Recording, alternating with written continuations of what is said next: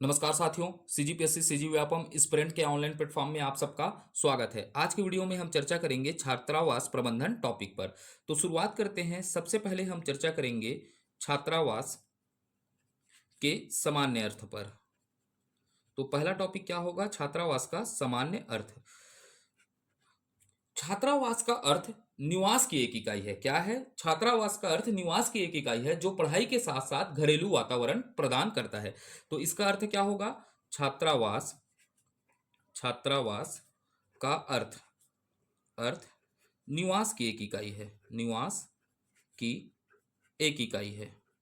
एक इकाई है जो पढ़ाई के साथ साथ घरेलू वातावरण वरण प्रदान करता है प्रदान करता है। ये होगा छात्रावास का सामान्य इकाई, सामान्य अर्थ है। तो जहां हमने क्या जाना? छात्रावास क्या है? निवास की एक इकाई है जो पढ़ाई के साथ साथ क्या प्रदान करता है? घरेलू वातावरण प्रदान करता है। ये हो गया छात्रावास का सामान्य अर्थ। अब चर्चा को आगे बढ़ाते हैं और जानने का प्रयास करते हैं। परिभाषा पर चर्चा करते हैं। किस पर चर्चा करते हैं? परिभाषा पर। तो सबसे पहले हम चर्चा करेंगे छात्रावास के परिभाषा पर। किस पर? छात्रावास के परिभाषा को। और इस छात्रावास की परिभाषा को हम जानने का प्रयास करेंगे छात्रावास आश्रम संचालन नियम 2010 और 11 के अनुसार। तो इसको किसके अनुसार चर्चा करेंगे? छात्रावास छात्रावास आश्रम आश्रम संचालन संचालन नियम 2010 और 11 के अनुसार इसको चर्चा करेंगे। किसके अनुसार? 2010 और 11 के अनुसार चर्चा करेंगे। तो जानते हैं इस नियम में छात्रावास को किस प्रकार परिभाषित किया गया है। यहां बताया गया है छात्रावास आश्रम से तात्पर्य उन छात्रावास आश्रमों से है जो कि आदिम जाति तथा अनुसूचित जाति विभाग द्वारा संचालित है। तो क्या बताया गया है? छात्रावास छात्रावास आश्रम से तात्पर्य उन छात्रावासों छात्रावासों तथा आश्रमों से है जो कि आदिम आदिम जाति तथा अनुसूचित अनुसूचित जाति विभाग द्वारा संचालित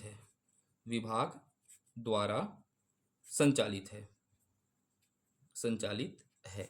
तो नियम क्या बताता है? छात्रावास आश्रम से तात्पर्य उन छात्रावास और आश्रमों से है जो किसके द्वारा? आदिम जाति तथा अनुसूचित जाति विभाग द्वारा संचालित है। तो आपसे प्रश्न पूछेगा छात्रावास का, किसका? छात्रावास का संचालन किस विभाग द्वारा किया जाता है? तो इसको आपको याद रखना है। तो ये आईएमपी बनेगा, प्रश्न बन सकता है। तो हमें याद रखना है आदिम जाति तथा अनुसूचित जाति विभाग द्वारा इसका संचालन किया जाता है।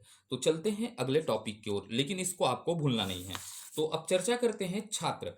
तो क्यों याद करना है छात्र का परिभाषा? क्योंकि छात्रावास में कौन निवास करते हैं? छात्र।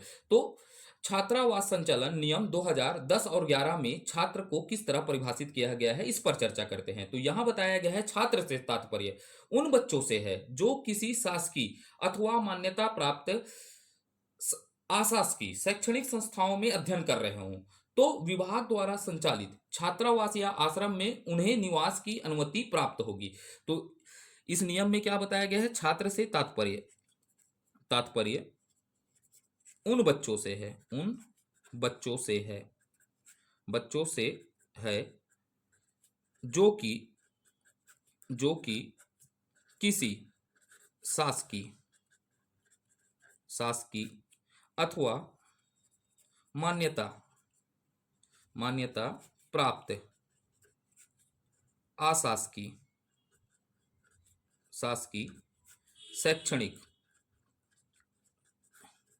संस्थाओं में अध्ययन कर रहे हों तो उन्हें विभाग द्वारा संचालित छात्रावासों अथवा आश्रम में निवास के लिए अनुमति प्राप्त होगा। तो यह नियम क्या बताता है कि छात्र से तात्पर्य उन बच्चों से है जो किसी शासकीय अथवा मान्यता प्राप्त अशासकीय शैक्षणिक संस्थाओं में अध्ययन कर रहे हैं, तो उन्हें विभाग द्वारा संचालित छात्रावास या आश्रमों में निवास की अनुमति प्राप्त होगी। तो यहां से हमको अगला प्रश्न बन सकता है, क्या बन सकता है, उस पर चर्चा करते हैं कि विभाग द्वारा संचालित छात्रावास में किन छात्राओं को निवास के लिए अनुमति प्रदान की जाएगी। तो हमें क्या याद रखना है कि वो छात्र कहाँ पढ़ेंगे, शासकीय अथवा मान्यता प्राप्त अशासकीय शैक्षणिक विद्यालय में जब अध्ययन करेंगे तो उन्हीं छात्रों को छात्रावास में निवास के लिए क्या प्रदान किया जाएगा, अनुमति प्रदान किया जाएगा। तो आपको क्लियर रहेगा। तो अब चलते हैं अगले परिभाषा की ओर। तो ये परिभाषा आप सबके लिए बना गया है, अधीक्षक। किसकी? अधीक्षक। तो इस नियम के अंतर्गत अधीक्षक से तात्पर्य है उस व्यक्ति से है जो छात्रावास के व्यवस्था हेतु सक्षम प्राधिकारी द्वारा नियुक्त किया जाता है। तो इसमें क्या बताया गया है, अधीक्षक से तात्पर्य उन व्यक्तियों से है जो छात्रावास के व्यवस्था हेतु, किसके व्यवस्था हेतु, छात्रावास के व्यवस्था हेतु सक्षम प्राधिकारी द्वारा नियुक्त किया जाएगा। तो आप समझ पाए छात्रावास अधीक्षक क्या है, छात्रावास अधीक्षक से तात्पर्य क्या है। तो उन व्यक्तियों से है जो छात्रावास के व्यवस्था हेतु सक्षम प्राधिकारी द्वारा क्या किया जाएगा, नियुक्त किया जाएगा। तो अब अगला पॉइंट आईएमपी क्या बनेगा यहां से, तो अधीक्षक की नियुक्ति किसके द्वारा की जाएगी। तो हमें क्या याद रखना है, अधीक्षक की नियुक्ति किसके द्वारा की जाएगी, सक्षम अधिकारी द्वारा की जाएगी। तो ये आईएमपी पॉइंट है, इसको अंडरलाइन करके आप याद करिएगा। तो अधीक्षक की नियुक्ति किसके द्वारा की जाएगी, सक्षम प्राधिकारी द्वारा नियुक्त किए जाएंगे। तो चलते हैं अगले टॉपिक की ओर, चर्चा को और आगे विस्तार देते हैं। अब थोड़ा सा चर्चा करते हैं छात्रावास के उद्देश्य पर चर्चा करते हैं। क्या पर चर्चा करते हैं, छात्रावास का उद्देश्य क्या है। ठीक है, तो अगला टॉपिक क्या रहेगा, छात्रावास के उद्देश्य पर चर्चा करेंगे। किस पर, उद्देश्य पर। तो ये किस उद्देश्य से बनाया गया, तो इसका उद्देश्य था आर्थिक रूप से कमजोर वर्ग के बच्चों को बेहतर शिक्षा प्राप्त करने में क्या होते हैं, असक्षम होते हैं। आप जानते हैं कि जो आर्थिक रूप से क्या होते हैं, कमजोर वर्ग के बच्चे होते हैं, वो शिक्षा प्राप्त करने में क्या होते हैं, असक्षम होते हैं। तो फलस्वरूप सरकार ने ऐसे बच्चों को शिक्षित करने के लिए छात्रावास में रखकर उन्हें प्रारंभिक एवं उच्च शिक्षा प्रदान करने के उद्देश्य से छात्रावास का क्या किया, निर्माण किया है। तो पहला उद्देश्य क्या होगा, आप समझ पाए, आर्थिक रूप से, किस पर, आर्थिक रूप से कमजोर वर्ग के बच्चों को बेहतर शिक्षा प्राप्त करने में अक्षम होते हैं। तो फलस्वरूप सरकार ने ऐसे बच्चों को आश्रम या छात्रावासों में रखकर प्रारंभिक शिक्षा, कौन सी शिक्षा, प्रारंभिक तथा उच्च शिक्षा प्रदान करने के लिए छात्रावासों का निर्माण किया है। छात्रावासों का क्या किया, निर्माण किया। तो उद्देश्य समझ पाए कि इसका उद्देश्य क्या है, ऐसे बच्चे, समझेगा एक बार और समझेगा, इसको ये रटना नहीं है, समझना है। ऐसे बच्चे जो क्या होते हैं, आर्थिक रूप से क्या है, कमजोर हैं, ठीक है, फिर भी इनको क्या करना है, शिक्षित करना है। तो सरकार ने इन्हें शिक्षित करने के लिए क्या किया, छात्रावास का निर्माण किया, जहां ये बच्चे रहकर क्या प्राप्त कर सके, प्रारंभिक एवं उच्च शिक्षा प्राप्त कर सके। इस उद्देश्य से छात्रावास का क्या किया गया था, निर्माण किया गया है। फिर दूसरा उद्देश्य क्या हो सकता है, यह सुनिश्चित करना है कि राज्य के विभिन्न हिस्सों से आने वाले छात्र एक साथ रहकर सीखे और आपसी सहयोग और सद्भावना के साथ संबंधों को क्या करें, मजबूत करें। तो यहाँ पर क्या है देखिएगा, राज्य में क्या होते हैं, विभिन्न विभिन्न हिस्सों से क्या आएंगे, छात्रावास में क्या आएंगे, छात्र आएंगे। जब आप छात्रावास अधीक्षक बनेंगे तो राज्य के विभिन्न विभिन्न हिस्सों से क्या आएंगे, छात्रावास आएंगे। तो वो छात्रावास यहाँ रहकर सीखेंगे तथा आपसी सहयोग और सद्भावना के संबंधों को क्या करेंगे, मजबूत करेंगे। इसी उद्देश्य से छात्रावास का क्या किया जाता है, निर्माण किया जाता है। तो उद्देश्य अगला क्या होगा, यहां सुनिश्चित करना, सुनिश्चित करना कि राज्य के विभिन्न विभिन्न हिस्सों से, कहां से, विभिन्न विभिन्न हिस्सों से आने वाले छात्र एक साथ रहना सीखे और आपसी आपसी सहयोग और सद्भावना के साथ संबंधों को मजबूत करे।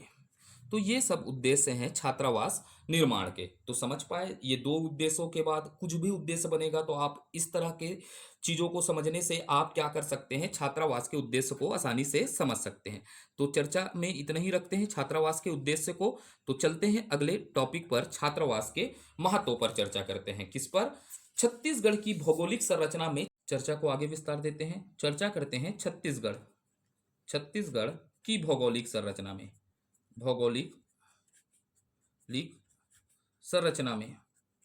संरचना में आश्रम तथा छात्रावास के महत्व पर चर्चा करेंगे। क्यों छात्रावास का महत्व है छत्तीसगढ़ की भौगोलिक संरचना में, ठीक है। तो चर्चा को शुरुआत करते हैं।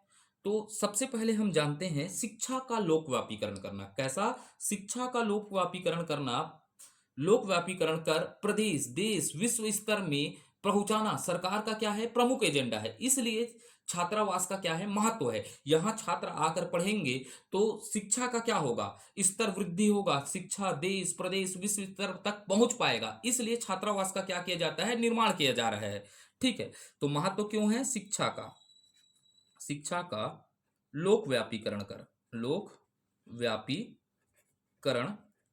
प्रदेश, देश व विश्व स्तर में करना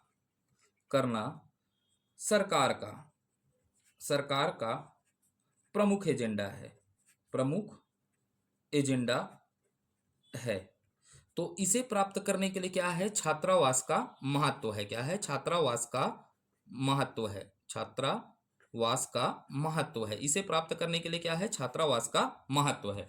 क्योंकि सरकार का हमेशा लक्ष्य रहा है कि हम देश के निवासियों को क्या करेंगे, शिक्षित बनाएंगे। तो शिक्षित बनाना है तो छत्तीसगढ़ कैसा स्थल है, दुर्गम स्थल है। तो दुर्गम स्थलों में छात्रावास का निर्माण करेंगे जहां दूरस्थ अंचल के छात्र आएंगे और वहां शिक्षा अर्जन करके वो देश प्रदेश में छत्तीसगढ़ का नाम रोशन करेंगे। इसलिए छत्तीसगढ़ में छात्रावास का क्या होता है, महत्व है। अब अगला पॉइंट को चर्चा करते हैं, अब जानने का प्रयास करते हैं अगला महत्व क्या हो सकता है। देखिएगा, छत्तीसगढ़ है, ऐसा क्या है, छत्तीसगढ़ है, समझिएगा, रटना नहीं है, समझना है। मेरा टॉपिक हमेशा रहता है रटना नहीं है, समझना है। ये छत्तीसगढ़ है तो छत्तीसगढ़ की सबसे पहले समझिएगा भौगोलिक, किसकी बात कर रहा हूं, भौगोलिक। आप छत्तीसगढ़ में पढ़े होंगे छत्तीसगढ़ की भौगोलिक संरचना, किसकी बात कर रहा हूं, छत्तीसगढ़ की भौगोलिक संरचना तथा किसकी, प्राकृतिक रूप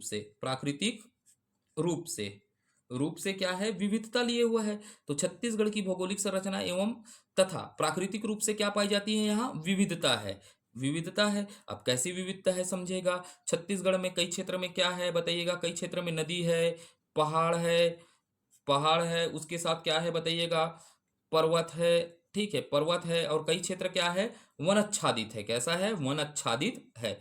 तो ये विविधता का कारण है, क्योंकि छत्तीसगढ़ में भू आकृति और भू संरचना क्या है, अलग अलग है। कई क्षेत्र में क्या पाए जाते हैं, नदी क्षेत्र है, तो कई क्षेत्र में क्या है, पहाड़ियां हैं, पहाड़ियों के साथ पर्वत है, वन आच्छादित क्षेत्र है। जो शिक्षा को क्या करती है, बाधित करती है। किसको करती है, शिक्षा को बाधित करती है, क्योंकि नदी पहाड़ वन आच्छादित क्षेत्रों में दुर्गम क्षेत्र है, तो वहां के छात्र मुख्य धारा के में नहीं आ पाते, किसमें, मुख्य धारा पर आ नहीं पाते। तो सरकार ने प्रयास किया है, क्या किया है, प्रयास करते हैं कि इन व्यक्तियों को मुख्य धारा में लाने के लिए हम इन क्षेत्रों में क्या करेंगे, छात्रावास का निर्माण करेंगे, जिससे इस क्षेत्र के लोग शिक्षित होकर मुख्य धारा पर आ सके। इसलिए छत्तीसगढ़ की भौगोलिक संरचना में छात्रावास एवं आश्रमों का क्या है, महत्वपूर्ण भूमिका है, जिसके परिणाम अभी सकारात्मक आ रहे हैं। कैसे आ रहे हैं, सकारात्मक आ रहे हैं। तो लिखते हैं इसको, महत्व कैसे हो सकता है, छत्तीसगढ़, छत्तीसगढ़ की भौगोलिक संरचना, भौगोलिक भौगोलिक संरचना, संरचना प्राकृतिक, प्राकृतिक रूप से विविधता, कैसा, विविधता लिए हुआ है, लिए हुआ है, हुआ है। कुछ क्षेत्र में, कुछ क्षेत्र में जहां, जहां नदी, नाले, पहाड़ी, पहाड़ी, पर्वत एवं वन आच्छादन है, क्या है, वन आच्छादन, आच्छादित होने के कारण, वन आच्छादित होने के कारण शिक्षा बड़ी चुनौती है। क्या है, शिक्षा बड़ी चुनौती है।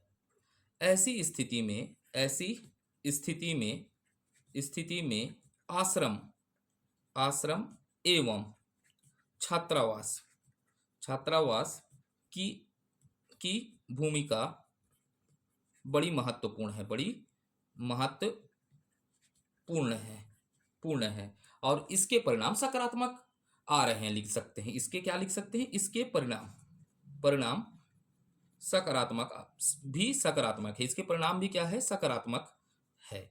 तो ये हम थोड़ा सा समझने का प्रयास किए छत्तीसगढ़ की पृष्ठभूमि में, अर्थात भौगोलिक संरचना में छात्रावास एवं आश्रमों का क्यों महत्व है। तो अगले टॉपिक में हम इन चीजों को समझेंगे, तो हम छात्रावास प्रबंधन को बहुत अच्छे से समझ पाएंगे, क्योंकि आपको भी ऐसी भौगोलिक संरचना में बने हुए छात्रावासों में निवास करना है और उस परिवेश को आपको जानना है, इसीलिए छात्रावास के महत्व को आप समझेगा। फिर अगले टॉपिक में चर्चा करते हैं छात्रावासों की श्रेणी। किस पर चर्चा करते हैं, छात्रावासों की श्रेणी।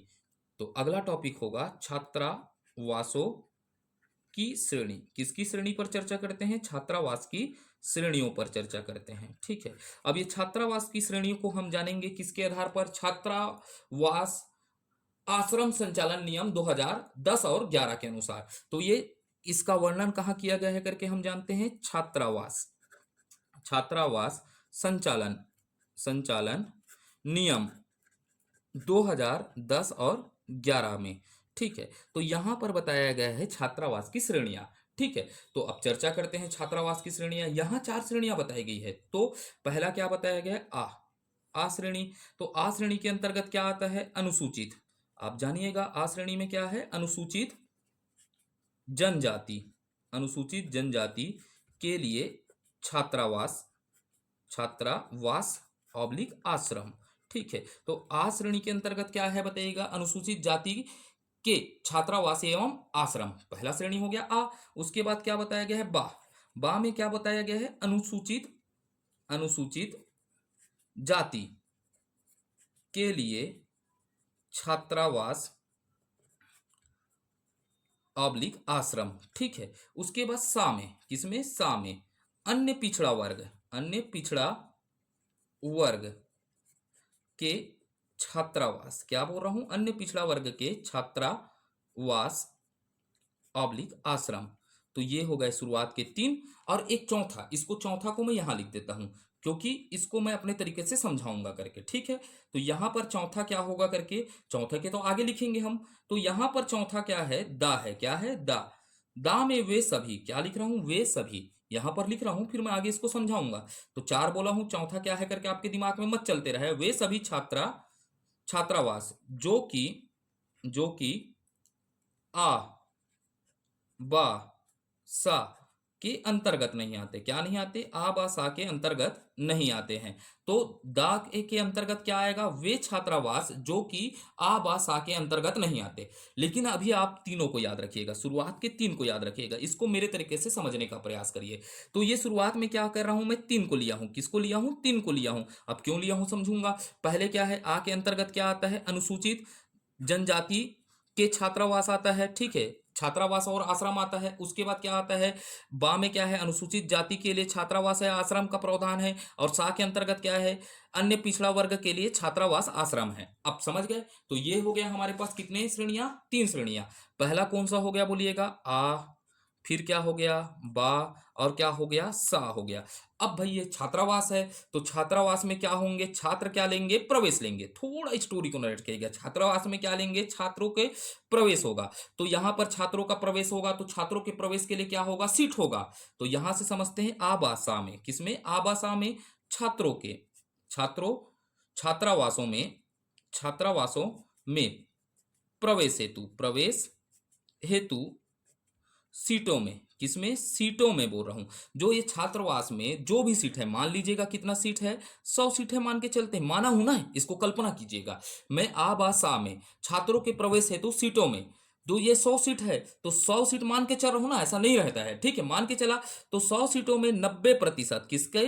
90% सीट, क्या बोल रहा हूं? 90% सीट उसी वर्ग के लिए आरक्षित होंगे। क्या है? उसी वर्ग के लिए आरक्षित होंगे, आरक्षित होंगे, होंगे, क्या होंगे? उसी वर्ग के लिए आरक्षित होंगे। आगे लिखता हूं, जिनके लिए छात्रावास संचालित है, जिनके लिए छात्रावास क्या है? संचालित है। तो आप समझेगा। तो मैं क्या बोला? आ बा सा श्रेणी में क्या होगा? छात्रावास के प्रवेश प्रवेश हेतु सीटों में 90% सीट उसी वर्ग के लिए आरक्षित होंगे जिनके लिए छात्रावास संचालित हो रहे हैं। जैसे सा वर्ग किसके लिए हो रहा है? अनुसूचित जनजाति के लिए हो रहा है। तो अनुसूचित जनजाति के लिए हो रहा है, तो 90% सीट, कितना प्रतिशत सीट? 90% सीट अनुसूचित जनजाति के लिए आरक्षित होगा। वैसे ही बा वर्ग में किसके लिए संचालित हो रहा है? अनुसूचित जाति के छात्रावास है, तो यहां पर 90% सीट किसके लिए होगा? अनुसूचित जाति के लिए होगा। वैसे ही सा वर्ग में यहां अन्य पिछड़ा वर्ग के लिए क्या है? छात्रावास है, तो ठीक है, यहां पर 90% सीट किसके लिए होगा? उसी वर्ग के छात्रों के लिए संचालित होगा, अर्थात अन्य पिछड़ा वर्ग के लिए संचालित होगा। क्लियर हुआ? ठीक। तो याद ऐसे ही करना है, तीनों को एक साथ याद करने का प्रयास करेगा, ठीक है। तो अब बचा कितना सोचिएगा, दिमाग लगाइएगा। बचा कितना प्रतिशत है? 10% सीट बचा है। तो अब ये 10% कहां जाएगा करके जानना है। 10% क्या है? सीट से है। अब बचा अपने पास 10% सीट्स के विरुद्ध, विरुद्ध बोल रहा हूं, 10% सीट के विरुद्ध यथा स्थिति, क्या बोल रहा हूं? 10 सीटों के विरुद्ध यथा स्थिति यहां पर किनको प्रवेश दिया जाएगा? ठीक है, पात्र कौन होंगे? 10% सीट के लिए पात्र कौन होंगे? अनुसूचित, अनुसूचित जाति, ठीक है, कोई भी वर्ग में, आबासा में कोई भी वर्ग में अनुसूचित जाति, ठीक है, अनुसूचित जनजाति, अनुसूचित जनजाति, जनजाति, अन्य पिछड़ा वर्ग, क्या है? अन्य पिछड़ा वर्ग, ठीक है, अन्य पिछड़ा वर्ग। उसके साथ क्या होगा? सामान्य श्रेणी, कौन सी श्रेणी? सामान्य श्रेणी, सामान्य श्रेणी के विकलांग, किसकी बात कर रहा हूं? सामान्य श्रेणी के विकलांग, विकलांग, तथा यहां पर क्या होगा? गरीबी रेखा के नीचे, नीचे परिवारों के, परिवार, गरीबी रेखा के नीचे परिवार, परिवार के विद्यार्थी, विद्यार्थी, विद्यार्थियों को, विद्यार्थी प्रवेश के लिए, किसके लिए? प्रवेश के लिए पात्र होंगे, प्रवेश के लिए पात्र होंगे, पात्र तथा पात्रता होगी, ठीक है। ये है इसमें प्रावधान। तो हमने क्या जाना उसको फिर चर्चा करते हैं, रटना बस मत। यहां पर हमने क्या देखा? छात्रावासों की श्रेणी देखा, किसके आधार पर? छात्रावास संचालन नियम 2010-11 के आधार पर। यहां पर कितनी श्रेणी दिखा गया है हमको? 4 श्रेणी। पहला कौन सा हो जाएगा? आ बा सा। तो आ के अंतर्गत क्या है? अनुसूचित जाति के लिए छात्रावास आश्रम। बा के लिए क्या है? अनुसूचित जाति के लिए छात्रावास, अनुसूचित जाति के लिए छात्रावास। सा के लिए क्या है? अन्य पिछड़ा वर्ग के लिए छात्रावास। उसके साथ दा में क्या है? वे सभी छात्रावास जो कि आबा सा के अंतर्गत नहीं आते हैं। किसके? आबा सा के अंतर्गत नहीं आते हैं। तो ये 4 श्रेणी हुआ। तो मैं शुरू के किसके बोल बात किया? आबा सा।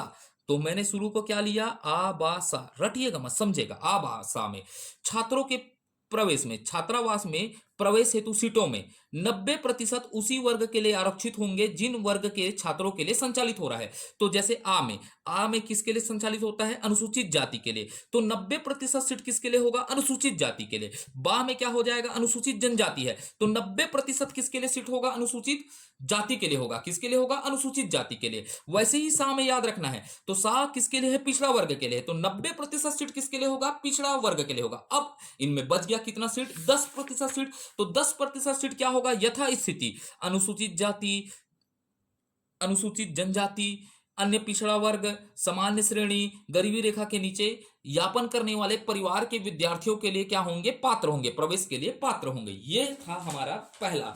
ठीक है, पहला चीज पढ़ लिए। अब हम चलते हैं अगले टॉपिक की ओर। अब चर्चा करते हैं 10 श्रेणी के छात्रावास पर। तो 10 श्रेणी के छात्रावास में वे छात्रावास जो कि आ बा सा के अंतर्गत नहीं आते, के अंतर्गत नहीं आते हैं, उन्हें क्या कहा जाता है? 10 श्रेणी के छात्रावास कहा जाता है। अर्थात ऐसे छात्रावास जो आ बा सा के अंतर्गत नहीं आते उन्हें क्या कहा जाता है? 10 श्रेणी के छात्रावास कहा जाता है। तो हमने आ बा सा पर प्रवेश की प्रक्रिया को जान लिया है। तो अब जानते हैं 10 श्रेणी में, किसमें? 10 श्रेणी के छात्रावास में। कहाँ? 10 श्रेणी के छात्रावास में प्रवेश के नियम क्या है? प्रवेश के नियम का है। तो यहाँ पर यह बताया गया है कि इन छात्रावास में, 10 श्रेणी के छात्रावास में प्रवेश उन नियमों के आधार पर दिया जाएगा जो नियम प्रभावशील होने के पूर्व से प्रचलित है। तो यहाँ क्या बताया गया है? प्रवेश उन नियमों के आधार पर दिया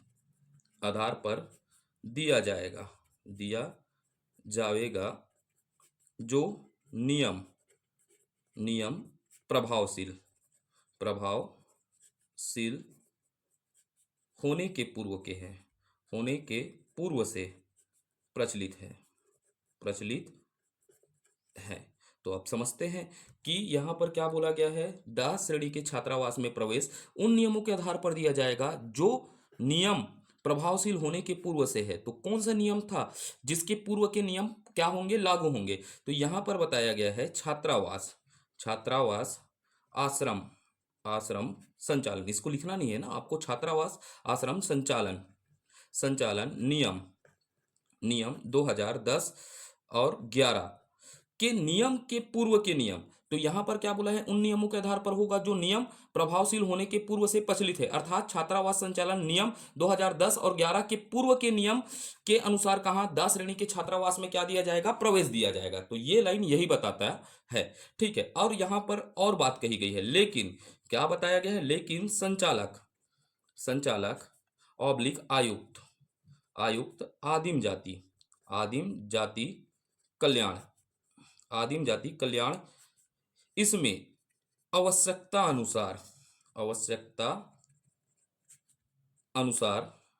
अनुसार निर्देश समय समय पर दे सकेंगे। ठीक है, तो ये हो गया 10 श्रेणी के छात्रावास में प्रवेश संबंधित नियम। तो यहां पर क्या बोला गया? 10 छात्रावास श्रेणी में प्रवेश उन नियमों के आधार पर दिया जाएगा जो नियम प्रभावशील होने से पूर्व से प्रचलित थे। अर्थात छात्रावास आश्रम संचालन नियम 2010 और 11 के पूर्व के आधार पर, नियमों के आधार पर 10 श्रेणी के छात्रावास में क्या दिया जाएगा? प्रवेश दिया जाएगा। लेकिन यहाँ पर संचालन आयुक्त आदिम जाति कल्याण इसमें आवश्यकता अनुसार समय समय में क्या कर सकते हैं? निर्देश दे सकते हैं। तो ये हो गया हमारे 10 श्रेणी की बातें पूरी कंप्लीट होती है। अब चर्चा करते हैं एक और महत्वपूर्ण तथ्य पर। तो मैं क्या लिख रहा हूं यहां? उपरोक्त प्रवेश संबंधित नियमों में प्रवेश संबंधित नियम। तो किसके प्रवेश संबंधित नियम है? यहां पर इसको लिखना नहीं है, ये आपको बता रहा हूं ना। आ बा सा दा के प्रवेश संबंधित नियमों पर क्या 2 कीवर्ड लिख रहा हूं, आप समझिएगा। उपरोक्त प्रवेश संबंधित नियम में परिवर्तन, एक शब्द क्या लिखा? परिवर्तन, और एक शब्द लिखूंगा शिथिल। क्या कर लिख रहा हूं? शिथिल का अधिकार। क्या बोल रहा हूं? इसके बाद इसमें क्या लिख रहा हूं? अधिकार। ये तीसरा कीवर्ड हो जाएगा। तो क्या समझना है इसमें? उपरोक्त प्रवेश संबंधित नियम में परिवर्तन एवं शिथिल का अधिकार छत्तीसगढ़ शासन आदिम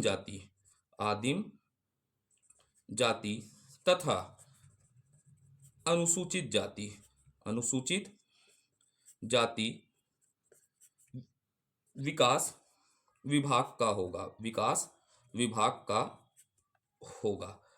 ठीक है, तो ये है अगला पॉइंट। तो आप समझ क्या पाए, उपरोक्त प्रवेश संबंधित नियम अर्थात आवास दशा में परिवर्तन एवं शिथिल करने का अधिकार किसका होगा? छत्तीसगढ़ शासन आदिम जाति तथा अनुसूचित जाति विभाग का होगा। तो आपसे प्रश्न पूछेगा प्रवेश संबंधित नियम में परिवर्तन करने का अधिकार किस विभाग को है?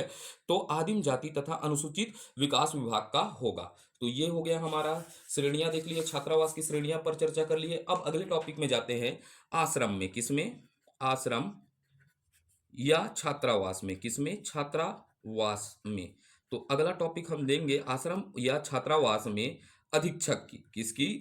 अधीक्षक की केंद्रीय भूमिका पर चर्चा करेंगे। अधीक्षक की केंद्रीय भूमिका पर क्या करेंगे? चर्चा करेंगे। क्योंकि इस छात्रावास का पूरा प्रबंधन, जो भी छात्रावास और आश्रम है उनका प्रबंधन पूरा कौन करेगा? अधीक्षक। तो हम जानेंगे अधीक्षक की केंद्रीय भूमिका पर क्या करेंगे? चर्चा करेंगे। तो कुछ बातों पर हम क्या कर लेते हैं? चर्चा कर लेते हैं कि अधीक्षक को संवेदनशील अभिभावक कहे तो क्या नहीं होगा? अतिशोक्ति नहीं होगा। मैं पहला पॉइंट आपको क्या बोल रहा हूं इसको समझेगा कि मैं अधीक्षक को क्या कह दूंगा? संवेदनशील अभिभावक कह दिया। क्या कहा?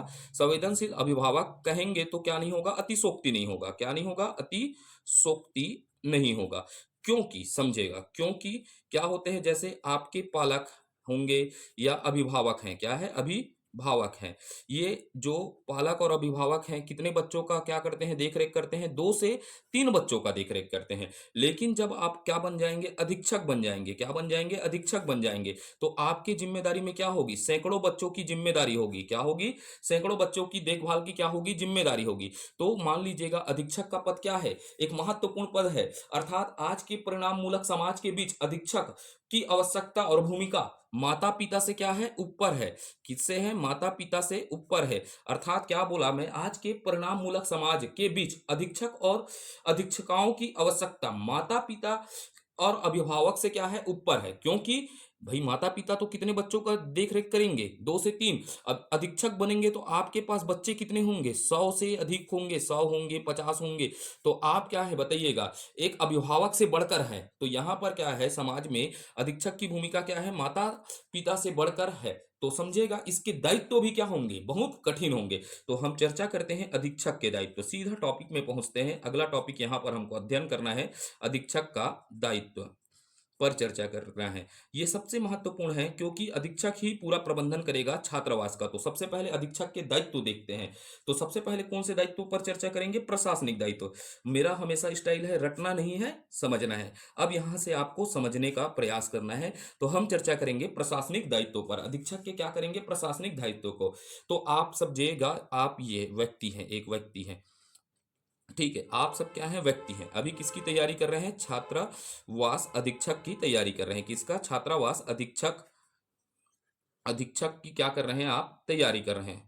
अधीक्षक का क्या कर रहे हैं? तैयारी कर रहे हैं। तो जैसे ही आप परीक्षा को पास हो जाएंगे तो आप क्या बन जाएंगे बताइएगा? अधीक्षक बन जाएंगे। क्या बन जाएंगे? अधीक्षक बनेंगे। तो अधीक्षक का सबसे पहला प्रशासनिक दायित्व क्या होगा?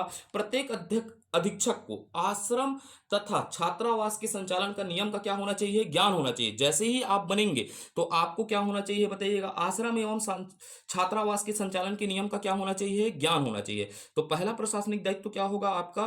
प्रत्येक, जैसे ही आप बनेंगे तो प्रत्येक अधीक्षक अधीक्षक को आश्रम आश्रम ऑब्लिक छात्रावास छात्रावास संचालन के नियम का ज्ञान होना चाहिए। क्या होना चाहिए? ज्ञान होना चाहिए। तभी आप छात्रावास का क्या कर पाएंगे? प्रबंधन कर पाएंगे। क्लियर हुआ आपको? तो पहला क्या होगा आपका दायित्व? क्या होगा कि जैसे ही आप अधीक्षक बनेंगे तो छात्रावास के संचालन के नियम का क्या होना चाहिए? आपको ज्ञान होना चाहिए। तो आप जैसे मान लीजिए फिर क्या बन गए? अध्यक्ष बन गए। क्या बन गए? अधीक्षक बन गए। आपके अंडर में क्या है बताइएगा? ये एक छात्रावास है। एक कल्पना कीजिएगा, ये क्या है? छात्रावास है। तो छात्रावास के पास क्या होगा? आपके पास संसाधन आएंगे। क्या आएंगे? संसाधन आएंगे जिनसे आप बच्चों का क्या कर सके? समावेशी विकास कर पाए। तो आपका कर्तव्य क्या होगा? उपलब्ध साधनों का, किसका? उपलब्ध साधनों का, साधनों का या संसाधन का लिख देता हूं, संसाधनों का बेहतर उपयोग करें। क्या उपयोग करें? बेहतर उपयोग करें। जो भी आपको शासन द्वारा क्या किया जाएगा, संसाधन उपलब्ध कराया जाएगा, उसका आप क्या करें, बेहतर उपयोग करें। ये भी आपका क्या है, दायित्व है, प्रशासनिक दायित्व के अंतर्गत। आप समझिएगा, आप और कहानी को नरेट करते हैं। जैसे आपका ये क्या है, छात्रावास है। जैसे ऐसा बना दिया हूँ चित्र बढ़िया सा, छात्रावास है, ये आपका क्या है, छात्रावास है। और आप यहाँ के क्या है, अधीक्षक है। तो अधीक्षक है तो भाई यहाँ पर क्या है, मान लीजिएगा, ऐसा सोचिएगा, ये बच्चे, एक दो तीन ऐसे बच्चे हैं। मान लीजिएगा एक का नाम क्या है, डोरेमोन है, एक का नाम निंजा हटूरी है, एक का नाम है सिंचैंग है। ये क्या करने आ रहे हैं, प्रवेश लेने आएंगे आपके छात्रावास में। क्या आएंगे, प्रवेश लेने आएंगे। तो आप क्या करेंगे, निर्धारित प्रपत्र में आवेदन पंजी पर क्या करेंगे, दर्ज करेंगे। ये बच्चे क्या हो रहे हैं, प्रवेश लेने आ रहे हैं, तो आपका दायित्व क्या होगा कि आप निर्धारित प्रपत्र में आवेदन पंजी में इन विद्यार्थियों का क्या करेंगे, पंजीयन दर्ज करेंगे। उसके बाद प्रपत्र में विद्यार्थियों का क्या करेंगे, आप सूची बनाएंगे। इन्हीं विद्यार्थियों का आप क्या बनाएंगे, सूची बनाएंगे। और सूची जैसे ही बनेगा तो आप सक्षम समिति को, कौन से सक्षम समिति को सूची प्रस्तुत करेंगे और प्रवेश की प्रक्रिया क्या करेंगे, पूरी करेंगे। ये आपको छात्रावास में प्रवेश की प्रक्रिया पूरी करने की दायित्व किसकी होगी, अधीक्षक की होगी। तो लिखते हैं इसको, थोड़ा सा समझिएगा और लिखिएगा। यहां पर आपकी कल्पना शक्ति काम करेगी। ठीक है। तो निर्धारित प्रपत्र में आवेदन आवेदन आवेदन पंजी पर दर्ज करेंगे। निर्धारित प्रपत्र में आवेदन पंजी पर क्या करेंगे, दर्ज करेंगे। पत्र में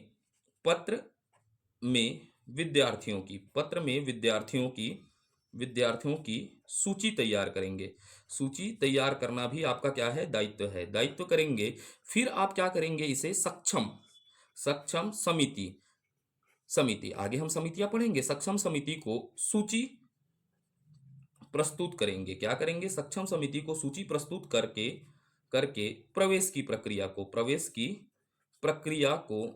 प्रक्रिया को पूर्ण करेंगे। प्रवेश की प्रक्रिया को क्या करेंगे, पूर्ण करेंगे। तो ये है आपका दायित्व।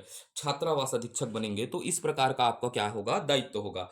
अब अगला पॉइंट समझते हैं, किस तरह आप छात्रावास के दायित्व को करें समझेंगे।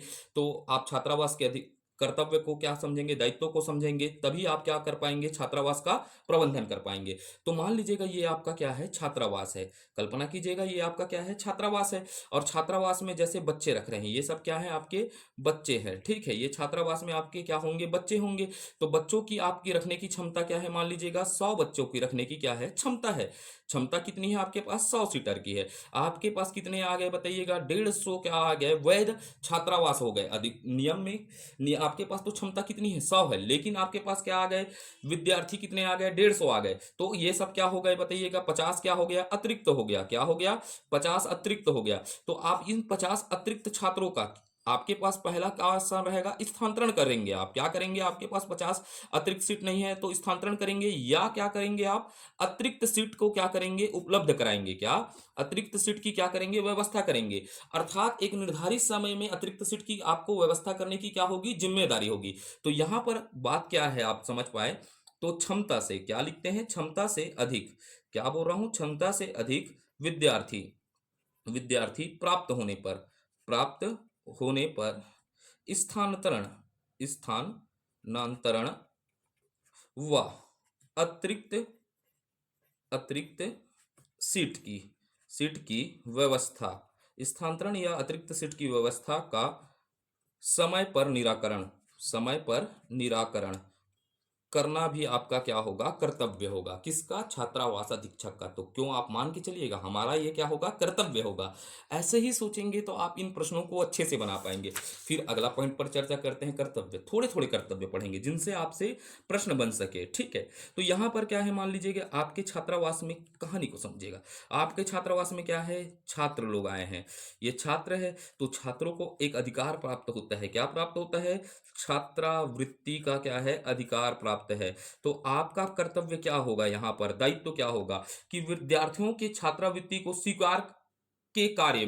स्वीकृत करने के कार्य में आप इनके लिए क्या क्या जरूरत होता है, छात्रावृत्ति के लिए जाति निवास प्रमाण पत्र, क्या होता है, जाति निवास पत्र बनाने की क्या होती है, आवश्यकता होती है। तो आप इन छात्रों को जाति निवास प्रमाण पत्र बनाने में क्या करेंगे, सहयोग करेंगे। तो ये भी आपका क्या है, दायित्व है, प्रशासनिक दायित्व है कि आपको कि छात्रों को छात्रवृत्ति के संबंध में जाति निवास प्रमाण पत्र बनाने में आप क्या करेंगे, सहयोग करेंगे। तो लिख देते हैं इसको अगला पॉइंट में। ये भी आपका क्या होगा, कर्तव्य होगा। विद्यार्थियों के छात्रवृत्ति स्वीकृति स्वीकृति के कार्य कार्य में जाति निवास निवास प्रमाण पत्र निवास प्रमाण पत्र बनाने में सहयोग करेंगे, सहयोग करें। ये आपका क्या होगा, दायित्व है। क्या है, दायित्व होगा जब आप क्या बनेंगे, छात्रावास अधीक्षक बनेंगे। तो हमने चर्चा कर लिया थोड़ा सा प्रशासनिक दायित्व। अब किस तरह प्रशासनिक दायित्व होता है आप समझ पाए। उसके बाद क्या होता है, अगला दायित्व अभिलेख संधारण संबंधित दायित्व। अभिलेख संधारण संबंधी दायित्व पर चर्चा करते हैं। दायित्व तो छात्रावास अधीक्षक का दायित्व होता है जितने भी छात्रावास के अंतर्गत अभिलेख हैं उनको संधारण अर्थात व्यवस्थित रखने का दायित्व किसका होगा, अधीक्षक का होगा। तो अब यहां पर लिखते हैं छात्रावास छात्रावास आश्रमों में विभिन्न प्रकार के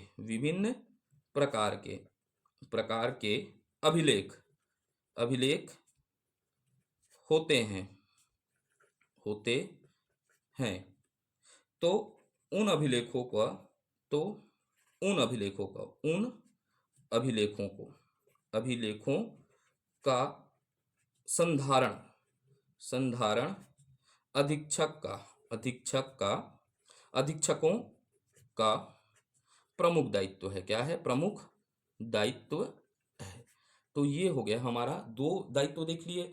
अब अगले वीडियो में हम पूरे तरीके से क्या करेंगे, पूरे दायित्वों पर चर्चा करेंगे। किस पर चर्चा करेंगे, पूरे दायित्वों पर चर्चा करेंगे। भोजन के संबंधित दायित्व, शाला प्रबंधन के संबंधित दायित्व, जो जो दायित्व हैं उन पर चर्चा करेंगे। ठीक है, वहां के बाद हम चर्चा करेंगे सीधा समितियों पर चर्चा करेंगे। किस पर, समितियों पर चर्चा करेंगे। तो हमारा प्रयास रहेगा इसको 2 से 3 वीडियो में क्या करने का, पूरी तरीके से खत्म करने का छात्रावास प्रबंधन को। तो आपको यह वीडियो अच्छा लगता है तो बिल्कुल आप क्या कर सकते हैं, लाइक कर सकते हैं। आप चाहे तो क्या कर सकते हैं, शेयर कर सकते हैं। लेकिन आपको इस बार बताना होगा कि कमेंट में आपको ये बताना है कि वीडियो आपके लिए उपयोगी सिद्ध हो रहा है या नहीं। ये मेरे लिए महत्व रखता है क्योंकि इस टॉपिक को बनाने के लिए मुझे बहुत प्रकार के मेहनतें करने पड़ते हैं। जैसे ही वीडियो खत्म होगा तो मैं इसके पूरे तरीके से दस्तावेज को आपको प्रस्तुत करूंगा कि किन दस्तावेजों के माध्यम से इस टॉपिक को हमने अध्ययन किया है। ठीक है, तो धन्यवाद। भारत माता की जय। जय छत्तीसगढ़।